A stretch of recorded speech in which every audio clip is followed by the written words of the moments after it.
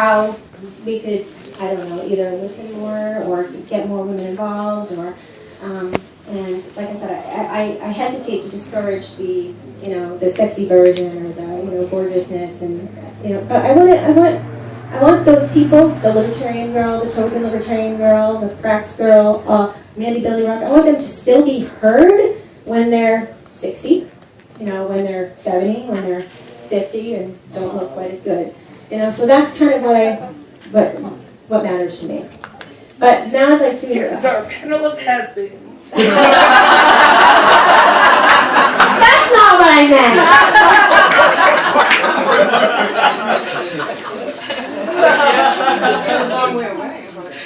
You're awesome, Carla. All right. Well, so anyway, these are some interesting women that I think are awesome, and I love them. That's why I wanted you all to hear about what they're doing in Liberty. And I'll start it down here with Pat. And you can just introduce yourself, or you can talk, or whatever.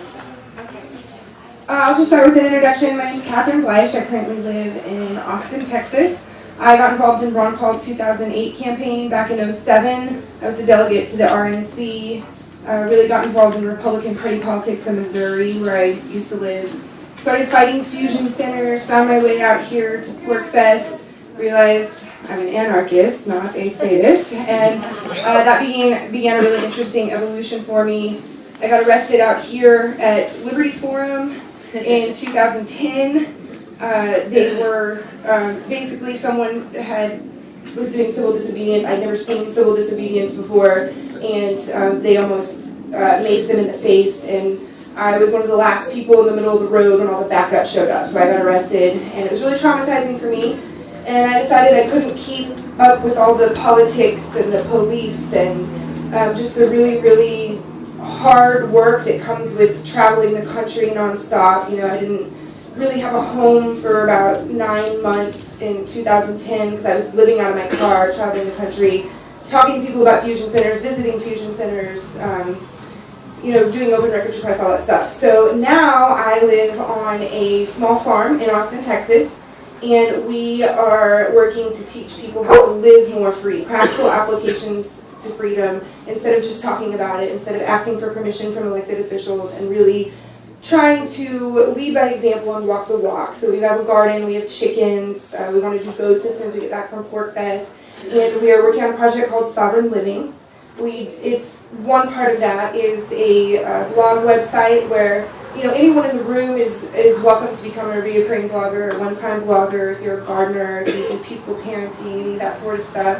And we're also doing a reality-based educational show, which we premiered the first 2 episodes of here on Thursday, and there's been a lot of people coming up saying they want to see it, so we're going to be doing it again today at 6 o'clock here in this tent. So that's what I've done and where I am now. I'm Catherine. Welcome. Thank you for coming to this.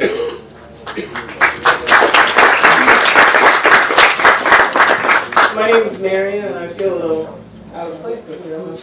But I came to libertarian thinking by accident, by way of Ron Paul, actually working for him. So I took a paycheck before I became a libertarian. So I don't apologize for that.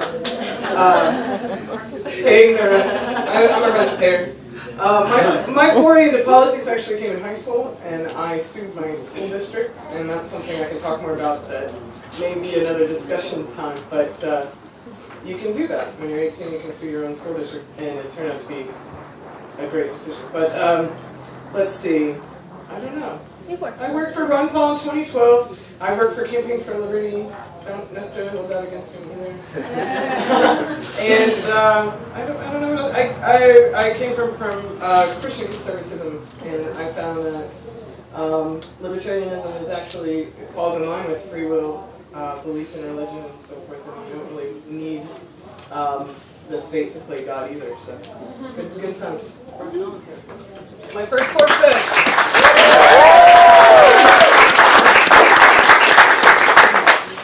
Alright, I'm Jay Webb, and I don't have much voice today after the big gay dance party yesterday. That's what I do.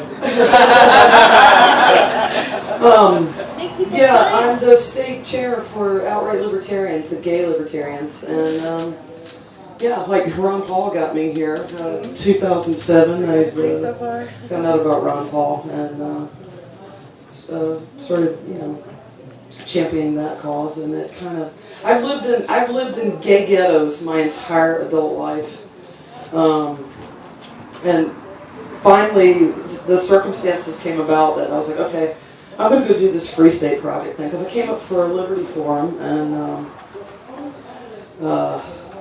I just fell in love with it. I was like, oh my God, I'm like in a room with so many like-minded people. I never get that in gay ghettos. Everybody's a flaming liberal, and so I came to my first Porcfest, and it was like, I had been in New Hampshire all of 3 days at this point, and it was like, I don't see myself represented here. I think libertarianism in general has a straight white guy problem. And not everybody that comes to this, this sort of thinking is a straight white guy. And I think gay people naturally would be great candidates to come to Liberty, because, well, there's a schism that happened in the 90s with gay people, and that's why they're all flaming liberals now, but that's neither here nor there. But there were a lot of anti-authoritarians in the gay movement, when it was actually the gay liberation movement, not the gay rights movement. Now it's turned into gay rights. So I decided, I have to blame Angela Keaton at antiwar.com for pushing me into outright libertarians to get that going again. And the first gay dance party started out as a joke, because I wanted to get a banner for outright libertarians, and I was going to throw this little party, put on some music. People come over, I'd get a keg, and then they'd write me checks, and I could get my banner finally. But next thing I know, somebody had invited every guest at Porcfest to come, and there was 300 yeses, and I was like, oh, I've really got to do this thing now. So that's one of the things I wanted to do, because I wanted to kind of encompass all people. Of every stripe, and every color, and every background, to feel welcome and, not be stuck with the straight white guy problem.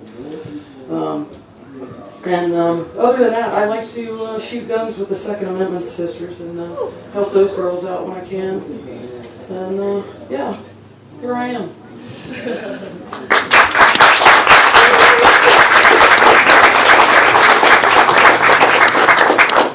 Hi, I'm Carla Gericke. I'm the president of the Free State Project. We finally got a woman on top of something. People actually often ask me how that happened, and I'm like, I'm pretty sure it's a punishment. I'm just trying to figure out for what. So my journey started a little differently. I was born and raised in South Africa. So grew up during the apartheid era, so I grew up in a police state. And even if you were a white person in the police state, it's not an ideal condition for people to grow up under, or to live under, of course. So when I was in college, I did some anti-apartheid stuff. At the time, I sort of thought, oh, the problem is we have a white government. And then we got a black government, and I was like, maybe the problem is government, right? So around that time, I was just finishing up law school, also a recovering lawyer. It's been 10 years, 7 months since my last paperwork cut. I was in law school at the time in South Africa, and my parents had entered me and my boyfriend at the time and my sister into the green card lottery. So there's a lottery in America. It's called the Diversity Lottery. And I won the green card. And I was like, really? America thinks what they need to be more diverse is a white lawyer? Okay. So finished law school, got married on the sneak with my then boyfriend so he could get a green card too. We moved out here. We've been out here for almost 20 years now. About 10 years ago, 1999, we moved out in 96. So we hit the start of the dot-com bubble. We were living in San Francisco. I was working in-house for, Apple and Logitech, and then I have the tragic story about making the jump from a really safe company, and had I stayed there, I would be a millionaire, to, hey, let's go work at a startup. My husband was at a startup as well, and then in 2000, when the dot-com bubble burst, I had the misfortune of having to lay off 2,000 people, including myself, and my husband's company folded because they couldn't get second round VC funding after having gotten $7 million in the first round. So the bubble days were awesome. So we decided to take a few years off and just go backpack through Southeast Asia and India. And during that time, that was really where my sort of more, I would say, intellectual journey started. I was like, what the hell just happened? Things were going so well, and then suddenly, it was like a plane crash. So I started reading up a lot on Austrian economics, found Rothbard, found all those things. I'm a huge fan of Lou Rockwell's sites. It was really instrumental for me. Short little essays every day gives you a really good framework to deal on all issues when you're talking to people, from parenting to gay rights to how you see your school, sovereign living. All of those things are addressed, and the information is out there, and it'll help us hone our message better. So we moved out in 2008 from Manhattan to New Hampshire after having come to several Liberty Forums and Porcfests. I got suckered into planning Porcfest 2009. We had just moved out, and they were like, oh, we need a new organizer, would you do it? So, the saying, no good deed goes unpunished. So I did it in 2009, 2010. I think that's really where we started to get a lot of momentum. We kind of put a face and personality on the event, in the sense that the first Porcfest I came to, it was 100 guys, 3 women. All the guys had long beards. Everyone was open carrying. I was a city girl. I was like, where the hell am I? I'm like, we may have some philosophy in common, but we don't have anything else in common. And so I'm always heartened when I look around, and I'm like, actually, we're doing a pretty good job. We're all starting to find each other. So in 2011, I believe, I became president, and sometimes they call me Queen Quill. I'm honored and flattered. That's all very sweet, but I also believe in regicide. So, if I'm not doing my job right, let me know.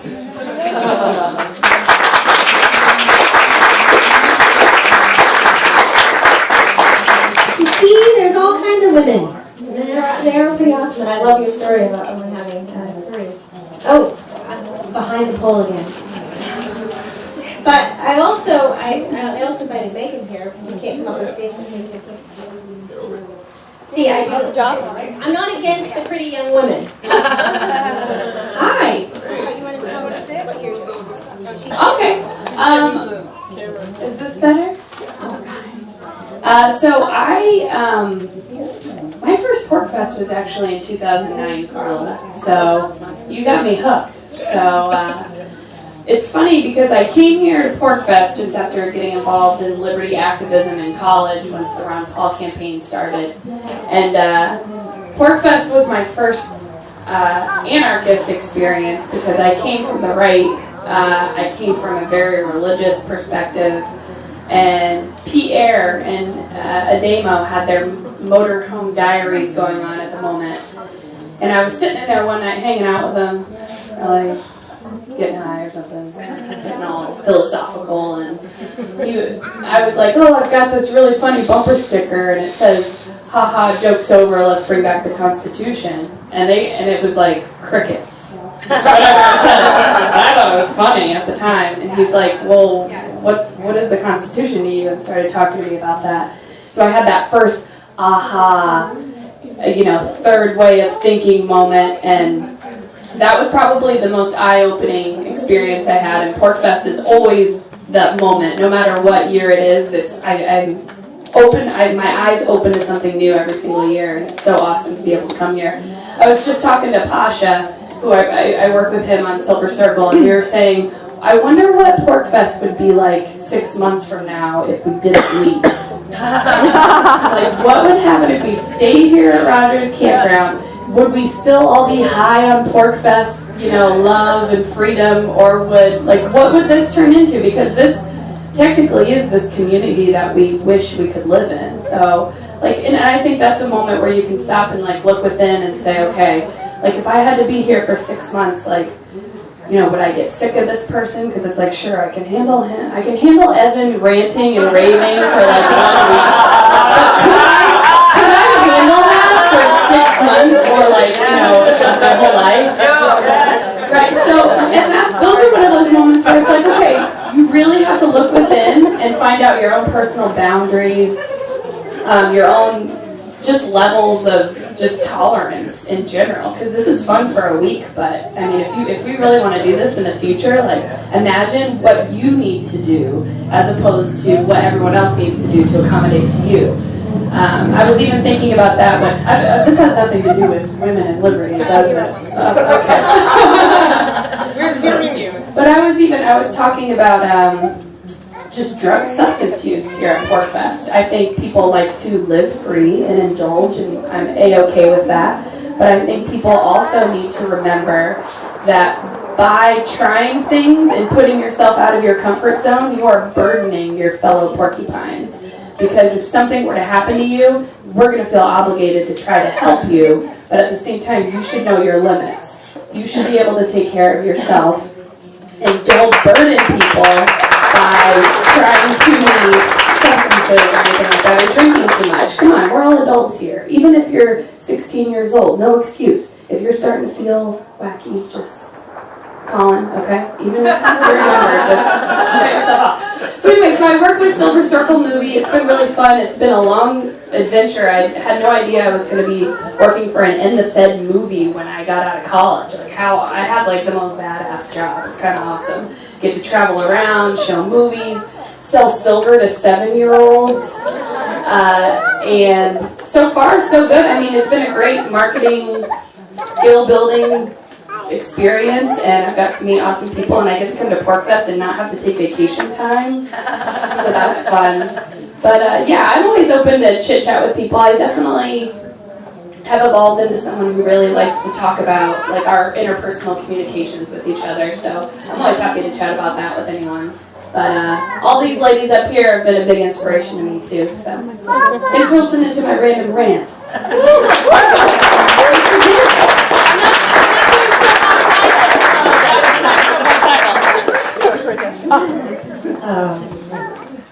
See, that's one thing. There's really this variety of women, and I would like to see, and kind of addressing on what Megan said as far as what we can do as individuals. I mean, one thing I thought I could do as an individual is I could have a panel where I could hear more of these voices that I want. I would like to be heard. I used to do a lot of complaining, endless complaining. Everybody gets so sick of me complaining about, and they have that perspective that just must mean I'm a collectivist and women's rights or all kinds of things like this, which obviously is not my shtick. So I decided that what I was going to try to do is be that voice that I wanted to hear. But the thing is, I'm not really very comfortable being a voice. So I want to hear lots of voices. So now I'm at a point where I'm like, okay, people are listening to me. People do hear me. Okay, I'm just one. I want lots of people. And I don't want them all to be like me. I want them to be different. So whenever I see an opportunity for a woman to speak up and be heard, I'm going to try to do my best to support that and have it more. And I'd like to have some kind of dialogue about how that can be done, or what speakers we do here. I'd like to see that list have more than, Mary Rohr and bikinis on it. And like I said, bikinis are fine, just more, just a little bit more. Because there's just such a good variety of them out here. Does anybody have any questions for any specific person up here, or about what they can do as far as, or they have questions about, something that any women out here that are interested in either? Oh, there you go, sorry. I want to know what Marion sued her school for and that process. Oh, geez. Okay. Political activism, that's one way to go. The short answer is to pray at a football game out loud over a loudspeaker. And but I stood on free speech grounds, and because my issue was as a student that I was being forced to go to the school, that somehow I lose my constitutional rights because taxpayers paid for that microphone or something. So it actually was a huge lawsuit that went to the Supreme Court a few years before, called Doe versus Santa Fe. And Santa Fe is my hometown in Texas, and it's known for issues with Korean school and the Klan. That's our distinction. But yeah, the short answer is to pray at a football game. But yeah, I sued because I said, you know, why should I have to check my rights at the door? I feel like that's not a very good answer to explain why. It was fun because as a Christian I got called a bully and stuff like that. Like the majority religion was trying to push themselves on other people and proselytize, which is not the case. I didn't get up there and try to persuade people to accept Jesus Christ as their Savior by any means. I mean, I would be happy if you did, but that wasn't the point of it. People would ask me, and I think this is where my thinking started going that way. I didn't know there was a place for me, so I was a Republican. I still vote Republican and all that, but people would ask me, what if a Muslim student won the election or whatever and became the person to give the message before the football game? And they wanted to pray to Allah for safety and I was like, where is the issue? Because to me it was the same, and when one religion has freedom, all of us have freedom, and I like to keep them out of my business. I sued over prayer in school. And I'm still a Christian, and I would do the same thing today, but it was quite an experience. You know, you think, oh, it's a Christian nation, whatever. People were very upset. And I got my first protesters. It was a good toughening experience. Like, now, you know, now being a Ron Paul person, you're like, whatever. I mean, I'm in the minority, and I don't care. And Ron Paul is a Christian. Kind of interesting. From Texas. I'm not going to make a comment on that, but I did want to make a comment on something Megan said. You know, what would it be like if we were here 6 months in? First of all, we'd be really, really cold. Because we're up in the mountains and there's a lot of snow up here, which of course is also an opportunity for skiing and all of those things. But the beauty of what the Free State Project is building is, hey, we can have that community, but let's do it all across the state. So you get to choose. Oh, you know, I mean, and we've all got our buttons, right? There's some people here where I just hustle when they're like, Carla, I'm just like, I gotta go pee. Sometimes I really do if I did it to anyone here.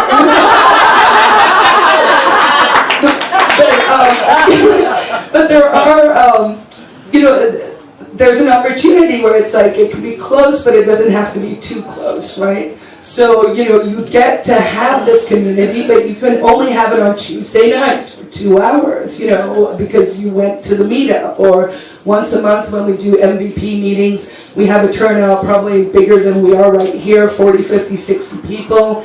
It's in Manchester. It's not just FSP focused, it's also the political arm, the NHLA, which is run by a woman as well, Eileen Landis, and that's the New Hampshire Liberty Alliance. So you know, you get the privilege of being in a community with like-minded people, but you also have that sort of freedom to not have it be too close. But you know, I think we should make that a reality TV show. 6 months of Porcfest.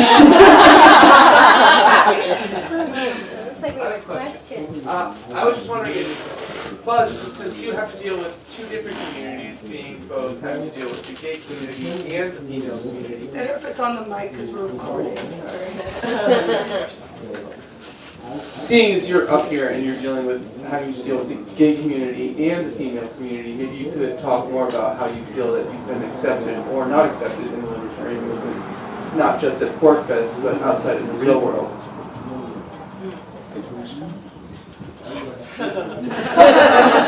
Well, yeah, that is kind of a loaded question. Sometimes I really feel like a fish out of water because in the gay community, they think I'm a crazy right winger, and they don't seem to understand that it's more to life than left versus right. They're still in that whole status mindset. As far as when I came to New Hampshire, oh my God, I was welcomed with open arms here, and everybody's been tremendously inviting. But you know what? And knowing what I do, I also have my detractors. They're people, but you're always going to have that. If you put yourself out there to do something, you're always going to have people who are going to be detractors with whatever you do. So, you better get used to that. In New Hampshire, the gay community is very small and kind. I don't know. I've got a very small gene pool here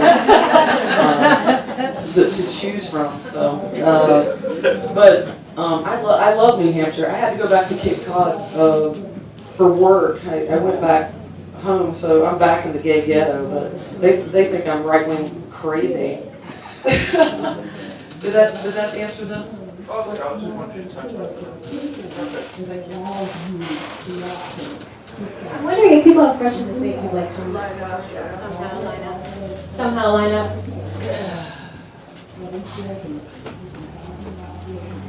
So it sounds like you had more of the philosophical shunning than anything else.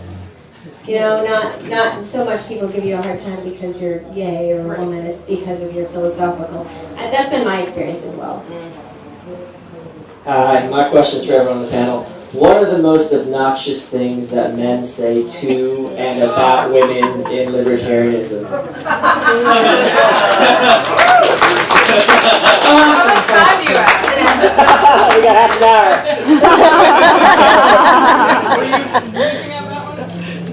Oh, well, I can make every titty joke in the history of man. I've got one. Back in Ron Paul, when the Ron Paul, election, or the Ron Paul election, in 2008, but it was my first Porcfest. Well, but I wasn't here. I didn't come here. But it was my first Porcfest because my friend Todd Hudson, not Tom Hudson, but Todd Herbo, wanted me to speak to a group of Porcfesters, like one of the outings that you all do here. So I was in Dover, and they met me in Dover, and I talked about the town, and because it's the town I grew up in, and how much I loved it, and you should all move there. Now I kind of like Portsmouth. But after that happened, I came here, and then I met lots of people, and they all connected on Facebook, and then I was added to about a gazillion hot libertarian groups. Libertarians have the best sex, libertarian women should be naked, and every single freaking thing. And I kept going, please, Curtis, stop adding me to that.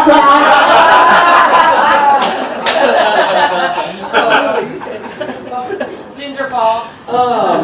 Let's see. Usually it's when I make the announcement for my party, I'll have at least 10, 15 guys. They're always, that shirt says no one knows I'm a lesbian. They're always talking about, oh yeah, well I'm a lesbian. all these men, and I'm like, okay, please stop thinking you're original. I've heard this my entire life. No, but that's probably the biggest one I get. I actually have had fewer troubles with libertarian men than Republican men.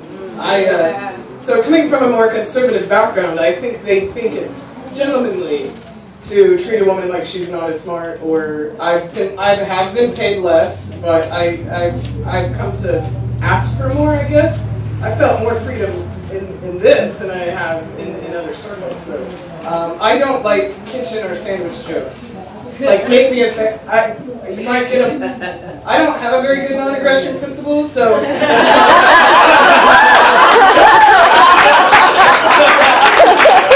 might get a knuckle sandwich. That's not really true. I've never been in a fight in my life that wasn't with one of my brothers. So. No, I'd say I've been treated better, which is sad. And I have the most run-ins at church. with people because I'm a libertarian, but I don't. I mean, I vote Republican or whatever, but I don't love George Bush. So there's been like that balance is hard. And so I think something I would like to do, since I have this platform for a second, is find a way to network the Christian libertarians a little more. If there is one, can you introduce me? Not just the men, but like, I'm kidding about that. It's not for people when you're saying certain thing. I mean, the more specific you get about what you believe and what you want, but yeah, I would like to network more with because especially in New Hampshire, people are not politically conservative for religious reasons necessarily, which is fun. And I never met anybody like Buzz. So my life is richer. I think the most obnoxious thing has kind of subsided for me because I have children. But the whole creepy stalker thing that some Liberty dudes do, just because we're like-minded doesn't mean we want you in our pants. Okay? So back off. It's kind of creepy. The like lurking, the donating massive amounts of money, it's creepy.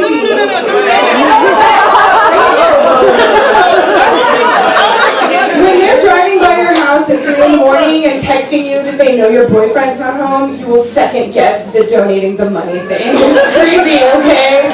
So yeah, I mean, it's just like women in liberty movement are just like women everywhere else. If they're not interested, back off. It's that simple. So I think that's the biggest creepy thing for me. Yeah, but that's kind of thing. It's like I totally agree. If they're not interested, back off. But if they're going behind the pole. But it's also try in the beginning to look at the women for beyond just the stalking them or how. And like I said, women are beautiful. I think women are beautiful, and I like that. It's not that what I'm trying to demonize or anything. But just maybe instead of stalking her because you want to have sex with her, maybe stalk her because you want to hear what she has to say. Or just don't stalk her. Or just don't stalk her. Well, the donating money was kind of cool. That's totally take the point.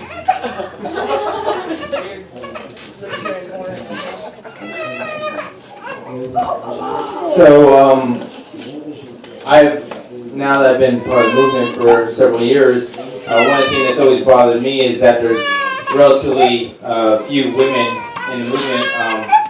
For example, at like activist events and stuff that we go to, organized meetings, and when I try to recruit women to get involved, I often get told, well, there's not many women in the movement. Why is that? And my answer used to be, well, because men are more logical, women are more emotional. And right, no, exactly. I was part of the problem.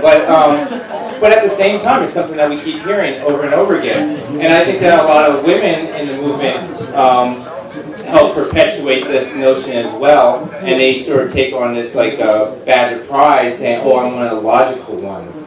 And I also think, to go back to an earlier comment that you were talking about, is I think that a lot of the men in the movement pay a lot more attention to the ones who have these gaudy Facebook